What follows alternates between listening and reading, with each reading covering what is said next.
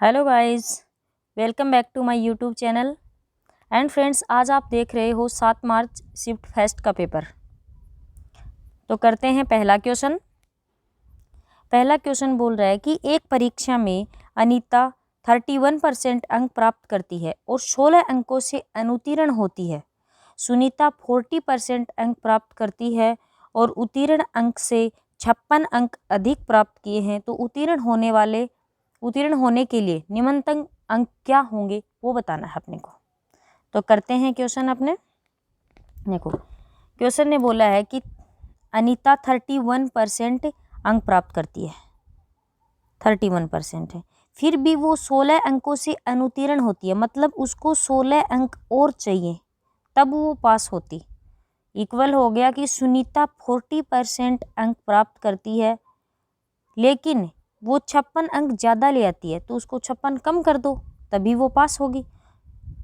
तो देखो, ये इधर जाएगा तो कितना हो गया 9% इक्वल, ये टोटल कितना हो गया 72। तो 1% की वैल्यू कितनी आ गई 8। अब देखो, अगर 1% की 8 वैल्यू आ गई तो या तो इस वाली इक्वेशन में 1% की वैल्यू रख दो या इस वाली में रख दो, वो आपकी मर्जी है। तो जैसे इसमें रखा तो 31 × 8 हो गया, तो 8 दिया 24 प्लस 16, तो कितना हो गया 264 हो गया, जो कि ऑप्शन नंबर 3 में है कि उत्तीर्ण होने के लिए उसको 264 अंक तो चाहिए ही चाहिए। ठीक है, करते हैं अगला क्वेश्चन।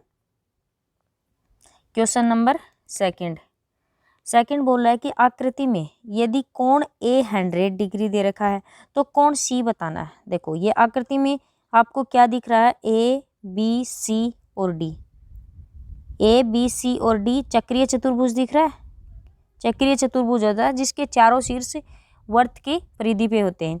तो अगर ये वाला 100 दे रखा है तो चक्रीय चतुर्भुज में आमने सामने के कोण 180 के होते हैं, तो ये कितने का होगा 80 डिग्री का, जो कि ऑप्शन नंबर 2 अपना आंसर हो जाएगा। आसान क्वेश्चन था।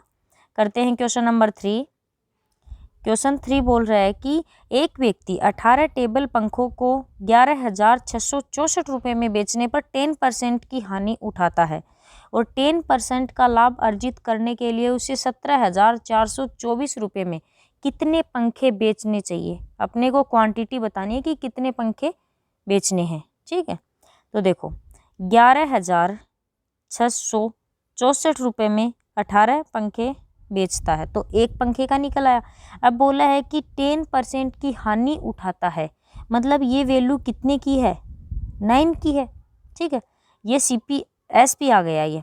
ठीक है, 9 की वैल्यू। अब बोला है कि 10% का लाभ करना है, तो 10% का लाभ करने के लिए 11 होगा। ठीक है, ये दे रखा अपने को। अब आगे बताना है कि 11,424 रुपये में कितने पंखे बेचने। एक बार आप ये निकाल लो, तो 9 एकम 9, 10 11, 9 दूनी 18, 8 बचा, 9 निम 81, 5 बचा, 6 निम 54, 9 दूनी 18, तो 9 एकम 9, 9 चौक 36 और 9 चौक 36, तो ये 2 से काटेंगे तो 72। कितना आ गया 72 × 11 आ गया। और कितने रुपए में 17,424 में। तो इसको डिवाइड कर लो, 11 एकम 11 6, 11 पंजो 55, तो 5 4 9, 11 8 88, 4 बचे 11 चौक 44। ठीक है, 8 9 9 से कटो, 9 8 72, 9 एकम 9 और 6, 9 छिका 9 संती 63 और 9 छिका 54 और 8 से कर लो, 8 दूनी 16, 8 दूनी 16। तो कितनी वस्तुएं आ गई इसमें 22। इसमें कुछ अलग नहीं था, ऐसा क्वेश्चन पहले भी आया है, क्वेश्चन रिपीट हुआ, बस कैलकुलेशन है, वो आप देखो कि किस हिसाब से आप कैलकुलेशन करते हो, वो खुद पे डिपेंड करता है। ठीक है, करते हैं अपना अगला क्वेश्चन। Question number 4। क्वेश्चन 4 पढ़ो कि 2 वर्ष के अंत में, 1 मिनट, ये क्वेश्चन है, 2 वर्ष के अंत में 50,000 रुपये की धनराशि पर साधारण ब्याज 4,000 रुपये है। समान अवधि के लिए समान दर पर समान धनराशि पर चक्रवर्ती ब्याज क्या होगा। देखो क्या बोला है कि 50,000 रुपये हैं। ठीक है, प्रिंसिपल 50,000 रुपये, टाइम 2 ईयर है और साधारण ब्याज 4,000 रुपये। देखो 2 साल में अगर साधारण ब्याज 4,000 रुपये तो 1 साल में कितना हो जाएगा ब्याज 2,000 रुपये।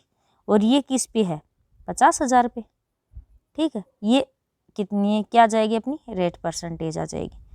ठीक है, ये कट गया, 50 दूनी 100, तो रेट कितनी आ गई अपनी 4% रेट आ गई। अलग से लिखो, रेट आ गई अपनी 4%। ठीक है, बोला है कि समान दर पे, तो दर तो समान लिख ली, समान अवधि पे तो टाइम कितना आ गया 2 ईयर, और समान धनराशि पे तो प्रिंसिपल कितना आ गया 50,000 रुपये। अब बताना चक्रवर्ती ब्याज क्या होगा। तो देखो, अगर रेट 4% और टाइम 2 ईयर है तो इफेक्टिव रेट कितनी हो जाएगी 8.16%। ये किसके हैं 50,000 का 8.16% निकालना अपने को। ठीक है, तो कर दो, नीचे 2 आ गया, 2 ये परसेंट वाली 4 शून्य आ गई, तो 4 से 4 कट के 5 से मल्टीप्लाई, 16 पंजो 80, 8 पंजो 40, 4,080 रुपये अपना आंसर आएगा, जो कि ऑप्शन नंबर 2 में है। ठीक है, तो ये हो गया क्वेश्चन नंबर 4। क्वेश्चन नंबर 5 करो, पढ़ो। क्वेश्चन 5 बोला है कि यदि दी गई संख्या 925x85 ये 11 से डिविजिबल है, तब x का न्यूनतम मान क्या होगा, ये बताना है। देखो, 11 से डिविजिबिलिटी का रूल है कि ये पहले भी क्वेश्चनों में आया है कि इसमें से ये घटा दो, क्रम से संख्याओं को घटाते जाओ, लिखते जाओ। एक होता है कि जैसे 9, 5, 8 इनको जोड़ लो, एक छोड़ के एक अंक डिजिट को जोड़ लो, और उधर देखो मैं अच्छे से बताती हूँ, ये कर लेते हैं। ये देखो, एक तरीका तो है 9 में से 2 घटाओ, 9 minus 2 plus 5 minus x plus 8 minus 5। ठीक है, तो ये कितना बचा 7 प्लस 5 माइनस एक्स प्लस 3, तो 7 5 12 3 15 माइनस एक्स। अब एक्स की वैल्यू क्या रखें कि डिविजिबल 11 से हो जाए, तो एक्स की वैल्यू 4 रखेंगे, तो 15 माइनस 4 11 हो गया, जो 11 से डिविजिबल होगा। तो अपना आंसर अपना आंसर क्या जाएगा 4, जो कि ऑप्शन नंबर 2 में है। ऑप्शन नंबर 2 अपना आंसर है। एक करते हैं कि 9, 5 और 8 ये जोड़ लिया, कितना हो गया 17 और 5 22, और इधर क्या हो गया 5x और 2, तो ये क्या हो गया -7 माइनस एक्स, तो 12 में से 7 गया 15 माइनस एक्स आएगा। तो लास्ट में तरीका अलग अलग है थोड़ा सा, और उसी को बनाया है वो जो पहले वाला मेथड बताया मैंने, ये इसी मेथड से बना है, क्योंकि वो एक जगह लिख के बता दी, इसमें गलती होने की संभावना कम रहती है। ठीक है, मेथड दोनों एक ही है, आपकी मर्जी कौन सा यूज करना चाहो, दोनों से आंसर एक ही आया। अपना आंसर आया 4, जो कि ऑप्शन नंबर 2 में है। करते हैं अगला क्वेश्चन, क्वेश्चन नंबर 6 पढ़ो। दिए गए सतत विषम संख्याओं का एवरेज m दे रखा है। यदि अगली 3 विषम संख्याओं को सम्मिलित कर लिया जाता है तो एवरेज में कितनी वृद्धि होगी। ये गलत है, यहाँ आएगा दी गई 5 विषम संख्याओं का एवरेज। ठीक है, देखो मैं इसमें आपको एक चीज़ बताऊंगी। 1, 3, 5 3 संख्या दे रखे हैं, कुछ भी मान लो, 3 मान लो, 5 मान लो, विषम संख्या मान लो एक बार। इन तीनों में एवरेज क्या हो गया, एवरेज बीच की संख्या होती है, तो इनमें एवरेज 3 हो गया। अब देखो एक संख्या और जोड़ लो, विषम संख्या इसके आगे वाली, तो 7 जोड़ लिया। अब एवरेज कितना हो गया, इन 4 संख्याओं के बीच वाली होगी, जो कि 4 है। अब देखो पहले एवरेज 3 था, अब एवरेज 4 है। एवरेज बढ़ा कितना अपना 1 बढ़ा। ये किस वजह से बढ़ा, एक संख्या बढ़ाई इसलिए। अब एक और बढ़ा तो 9, अब एवरेज कितना हो जाएगा 5, मतलब अब एवरेज यहाँ से 2 बढ़ा, क्योंकि 2 संख्या बढ़ाई।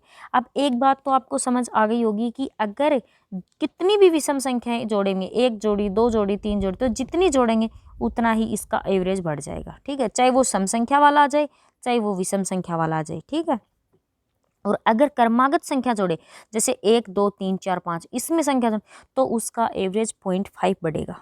ठीक है, आई होप कि ये बात आपको समझ आ गई होगी। तो देखो अब इस क्वेश्चन में अप्लाई करते हैं कि 5 संख्याओं का एवरेज m है, यदि अगली 3 संख्या और जोड़ दी जाए तो एवरेज कितना बढ़ेगा, तो एवरेज 3 बढ़ जाएगा, जो कि ऑप्शन नंबर 2 में दिया हुआ है। ठीक है, करते हैं क्वेश्चन नंबर 7।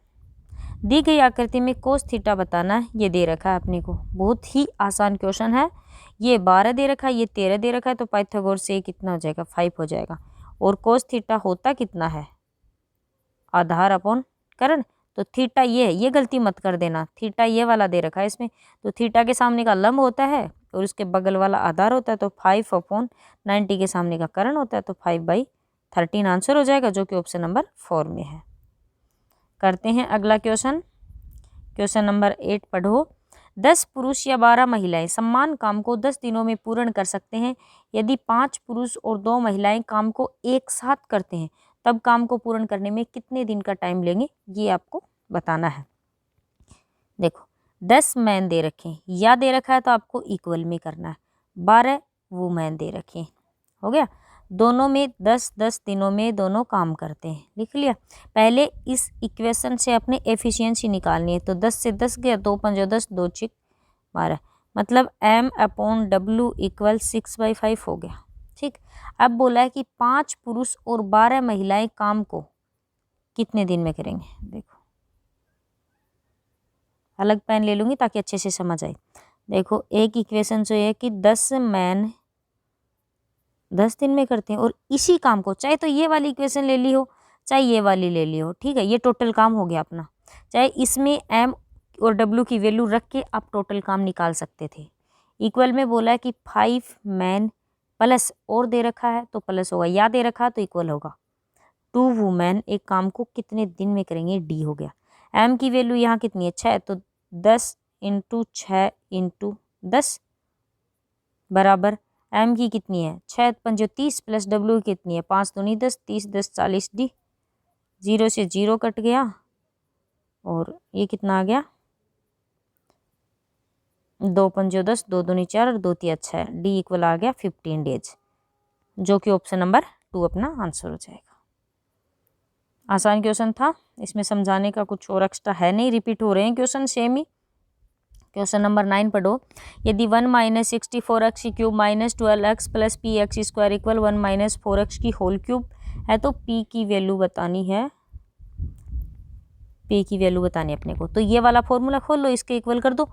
तो a की क्यूब माइनस b की क्यूब माइनस 3a² तो 12 3a² और प्लस 3ab²। फॉर्मूला यही होता है, 3ab², तो 4 चौक 16 48 ab²।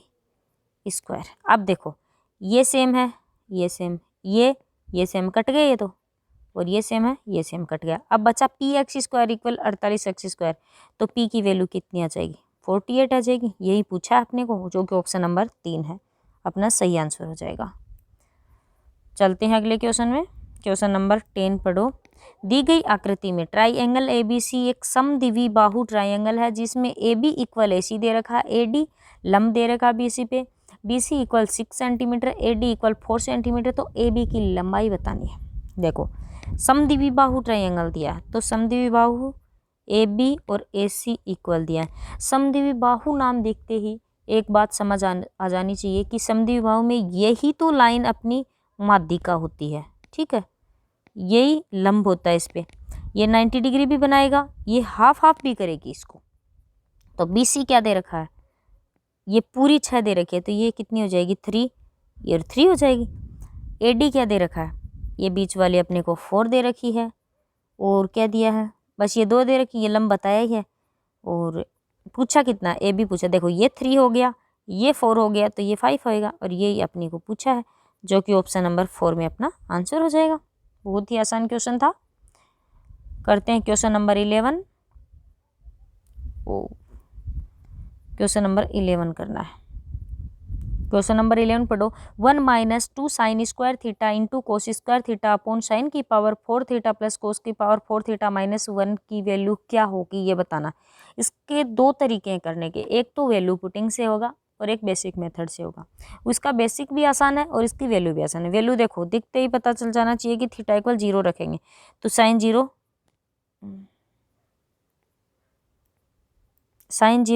0 होता है, हो गया। नीचे sin 0 0 होता है, तो क्या बचा, 1/cos 0 1 है, तो 1 - 1 = 0 आंसर आ जाएगा। वैल्यू से तो ये हो गया। अब देखते हैं, देखो एक होता है कि साइन फॉर्मूला होता है ना, साइन की पावर 4 θ प्लस कोस की पावर 4 θ = 1 - 2 sin² θ × cos² थीटा ये होता है। देखो ऊपर क्या 1 माइनस 2 साइन स्क्वायर थीटा, इसको क्या लिख सकते हैं ये, तो ये ऊपर नीचे दोनों कट गए, क्या बचा 1 माइनस 1 इक्वल 0। ठीक है, दोनों तरीकों से ही आसान क्वेश्चन है, आप कैसे भी कर सकते हो। तो चलो पढ़ते हैं क्वेश्चन नंबर 12। 5040 रुपये की अंकित मूल्य की एक वस्तु को 40% की छूट पर बेचने पर यदि एक विक्रेता 20% का लाभ अर्जित करता है तब लाभ क्या होगा। इस बार पूछा है कि लाभ क्या होगा ये बताना है। देखो 100% कोई वैल्यू मान लो आप, ठीक है। अब बोला है कि उस पर 40% की छूट है, ये MP है 100, 40 की छूट है तो 60 में क्या हो गया SP हो गया। अब बोला है कि 20% का लाभ अर्जित करता है, तो देखो 20% का लाभ अर्जित करता है तो 20% को क्या लिख सकते हैं 1/5। अगर 5 अपना CP है तो 6 अपना SP हो जाएगा, तो इसको एक 0 लगा दो आप। अगर 50 अपना CP है तो 60 अपना SP, जो कि 60 दे रखा है तो अपना CP क्या हो जाएगा 50। ठीक है, अब बोला है कि 5, इसकी वैल्यू कितनी दे रखी है क्वेश्चन में 5040।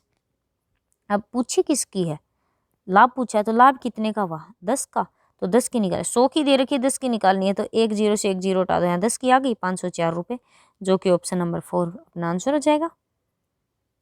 आसानी पेपर चल रहे हैं अभी, तो एक भी क्वेश्चन ऐसा नहीं आया है। एक मिनट करते हैं क्वेश्चन नंबर 13। क्वेश्चन 13 बोल रहा है 151 होल स्क्वायर माइनस 159 की होल स्क्वायर। देखो A की स्क्वायर माइनस B स्क्वायर दिख रहा है ये, तो A minus B A plus B होगा। A माइनस बी करेंगे तो कितना आएगा 2 इंटू A प्लस बी करेंगे तो 300 इक्वल 600 अपना आंसर आएगा, जो कि ऑप्शन नंबर 2 में था। कुछ नहीं करना है इसमें, बिल्कुल बेसिक क्वेश्चन था। क्वेश्चन नंबर 14 पढ़ो। यदि A/B दे रखा है, B/C दे रखा है तो A/B/C करना। तो देखो B इसमें भी है, B इसमें भी है, तो यहाँ तो B की वैल्यू 5 है, यहाँ B की वैल्यू 2 है, तो इक्वल कर दो। इसको 2 से मल्टीप्लाई कर दो और इसको 5 से मल्टीप्लाई कर दो। तो इसको 2 से करोगे तो 6/10 और इसको करोगे तो B की तो 10 आ जाएगी और C की 15 आ जाएगी। यही अपना ABC पूछा है, जो कि ऑप्शन नंबर 3 में है। जल्दबाजी में ये मत कर देना 6 दिखते ही और फिर पहला ऑप्शन सबसे पहले नंबर पे दिया वही टिक मत कर देना, ऐसी गलती एग्जाम में बहुत होती है। करते हैं क्वेश्चन नंबर 15। 3 माइनस कोष्टक 9 माइनस 3 इंटू 8 डिवाइड 2 क्या होगा। देखो पहले वो डिवाइड सोल्व करेंगे तो 4 4 तिये 12, तो 9 माइनस का 12 तो माइनस का 3 आ गया और माइनस माइनस प्लस हो गया, तो 3 + 3 इक्वल 6 आंसर हो जाएगा, जो कि ऑप्शन नंबर 1 आंसर होगा। ये तो बहुत ही इजी क्वेश्चन था। करते हैं क्वेश्चन नंबर 16। ये उससे भी इजी क्वेश्चन है, वैल्यू रखनी है आपको, कुछ नहीं करना। sin 30 की cos 30 की -10 45 की। sin 30 की वैल्यू कितनी होती है 1/2, cos 30 की वैल्यू कितनी होती है √3/2 और माइनस इसकी 1 होती है, तो √3/2 ये 1 में से ये जाएगा तो माइनस का 1/2 बचा और √3 - 1/2 अपना आंसर आएगा, जो कि ऑप्शन नंबर 1 में है। करते हैं क्वेश्चन नंबर 17। दी गई आकृति में कोण BAC का मान बताना, अपने को ये वाला बताना है। तो देखो एक्सटीरियर एंगल थ्योरम होती है कि दोनों अंदर वाले इन दोनों कोणों का योग इस बाहर वाले कोण के इक्वल होगा। तो अगर ये 62 है, ये 110 है, तो 110 में से 62 घटाओगे तो कितना आएगा 48 डिग्री, जो कि ऑप्शन नंबर 4 अपना आंसर हो जाएगा। ठीक है, इन दोनों कोणों का योग है इस कोण के योग के बराबर होगा ये। क्वेश्चन नंबर 18 करते हैं। ये है क्वेश्चन 18 पढ़ो। दी गई आकृति में MP केंद्र A के वृत्त पर एक स्पर्श रेखा है और NQ केंद्र B के एक वृत्त पर स्पर्श रेखा है और MP इक्वल 15 सेंटीमीटर दे रखा है, NQ इक्वल 8 सेंटीमीटर दे रखा है, PA इक्वल 17 सेंटीमीटर और BQ इक्वल 10 सेंटीमीटर है, तब AB का मान क्या होगा ये बताना। देखो क्या क्या दिया है, ये अपनी स्पर्श रेखा है यहाँ M पे और इधर ये स्पर्श रेखा, तो स्पर्श रेखा के और त्रिज्या के बीच में कोण कितना बनता है 90 डिग्री का, तो यहाँ भी 90 यहाँ भी 90। MP अपने को 15 दे रखा है, ये 15 दे रखा है, NQ 8 दे रखा है, ये 8 दे रखा है, PA 17 दे रखा है, ये 17 यहाँ से यहाँ तक। देखो पाइथागोरस से ये 17 है, ये 15 है, तो ये कितना हो गया 8। ये त्रिज्या है और यहाँ तक की भी त्रिज्या है इस वाले की, तो ये भी 8 हो गया। अब PA लिख लिया, BQ ये वाली 10 दे रखी है, 8 दे रखी है, तो ये कितनी हो जाएगी 6। तो ये वाली भी कितनी हो, ये भी इसकी त्रिज्या ही है, ये और ये, तो ये 6 हो गई। पूछा क्या आपने को, ए से लेकर बी की 8 + 6 14 होगा, जो कि ऑप्शन नंबर 4 में। करते हैं क्वेश्चन नंबर 19 बोल रहा है 6 मीटर लंबाई दे रखी है, 4 मीटर चौड़ाई और 4 मीटर ऊंचाई के साथ 4 दीवार वाले एक कमरे का क्षेत्रफल बताना। तो कमरे की चारों दीवारों का क्षेत्रफल का फॉर्मूला होता है 2 × L + B × H होता है। ठीक है, लंबाई और चौड़ाई प्लस में होंगी और इंटू में ऊंचाई होगी। 2 × L + B को जोड़ो 6 4 को 10 × H को 4, तो कितना हो गया 80 मीटर स्क्वायर। तो ऑप्शन नंबर 1 अपना आंसर हो जाएगा। करते हैं क्वेश्चन नंबर 20 पढ़ो। 2 गाड़ियां ए और बी दिल्ली से शिमला के लिए एक जगह से चलती हैं, दोनों 8:30 बजे चलती है, एक 9 बजे निकलती है। उनकी स्पीड दे रखी है 40 और 50 किलोमीटर/आवर की दर से। दिल्ली से कितने किलोमीटर की दूरी पर दोनों रेलगाड़ियां एक साथ होंगी, मतलब वो कब मिलेंगी दोनों, ये बताना। ये दिया आपने को, दिल्ली से ये शिमला है, ठीक है। ये 8:30 बजे निकलती है, एक 9 बजे निकलती है। इसकी चाल 40 है तो इसकी चाल 50 है। ठीक, देखो ये 1 घंटे में अगर 40 चलती है तो ये देखो आधा घंटे पहले चल रही है, तो आधा घंटे में कितनी चलेगी 20 किलोमीटर चलेगी। ठीक है, ये 20 किलोमीटर मान लो अपने कहीं। अब ये भी 9 बजे पे आ गई और ये भी 9 बजे पे आ गई। अब दोनों एक टाइम पे हो गई तो दोनों को साथ चला सकते हैं। अगर दोनों एक साइड चलेंगी तो रिलेटिव स्पीड क्या हो जाएगी, घट जाएगी। तो 50 - 40 तो 10 हो जाएगी, रिलेटिव स्पीड हो गई अपनी। 20 किलोमीटर है, 10 रिलेटिव है, तो टाइम कितना लगेगा 2 आवर लगेगा। ठीक है, 2 आवर लगेगा 9 बजे से लेकर 11 बजे तक। ठीक, तो 2 घंटे में ये 50 वाली कितनी चलेगी 100 चलेगी, वही अपना आंसर हो गया। देखो एक तो इस वाले से निकाल सकते हो 50 वाली से 100 चलेगी, एक इस वाली से निकालो कि 2 घंटे में ये 40 से 80 चलेगी और 20 इसने पहले चल ली, तो 100 किलोमीटर अपना आंसर आ जाएगा। ये पूछा है कि वो कब मिलेंगी दोनों, ठीक है, तो 100 किलोमीटर की दूरी पर मिलेंगी वो। करते हैं अगला क्वेश्चन, क्वेश्चन नंबर 21 और यही अपना लास्ट क्वेश्चन है। 2y - 5 की होल क्यूब के विस्तार में y का गुणांक क्या है। ऐसे क्वेश्चन पीछे वाले पेपर्स में खूब आए हैं, मैंने अच्छे से बताया भी है इसको कि क्यूब खोलना है इसको और y का जो कोफिशिएंट आएगा वही अपने को लिखना है। लेकिन अब मैं बता रही हूँ कि अब ऐसे आपको टाइम हर एक पेपर में ऐसे ना कि प्रैक्टिस कर लिया आपने 2-3 क्वेश्चनों की, फिर ऐसे करना कि टाइम कैसे बचाया जाए। तो आप पूरा फॉर्मूला मत खोलो, ठीक है, तो आप करो y का कोफिशिएंट पहले ही दिमाग में करो कि कौन सा आएगा। देखो a की क्यूब आएगा तो उसमें भी नहीं है, प्लस a की क्यूब माइनस b की क्यूब, फिर -3a² तो उसमें y² हो जाएगा, प्लस 3ab²। ठीक है, तो मेरे को पता चल गया इस वाले में आएगा, तो 3ab² क्या लिखोगे, b² 25 है, तो 25 दूनी 50 दिया 150y, ये आएगा। अब पूछा कि y का कोफिशिएंट, तो क्या हो गया 150, जो कि ऑप्शन नंबर 3 में अपना आंसर हो जाएगा। इसी के साथ अपना पेपर कंप्लीट होता है। एंड फ्रेंड्स, अगर आपको वीडियो पसंद आए तो आप लाइक करना, शेयर करना और सब्सक्राइब करना। और अगर आपको कोई चीज़ में प्रॉब्लम आ रही है तो आप कमेंट बॉक्स में लिख के बताना, मैं कोशिश करूँगी कि आपको अगले पेपर में वो सॉल्यूशन बताऊँ। थैंक यू फ्रेंड्स, मिलते हैं अगले पेपर में।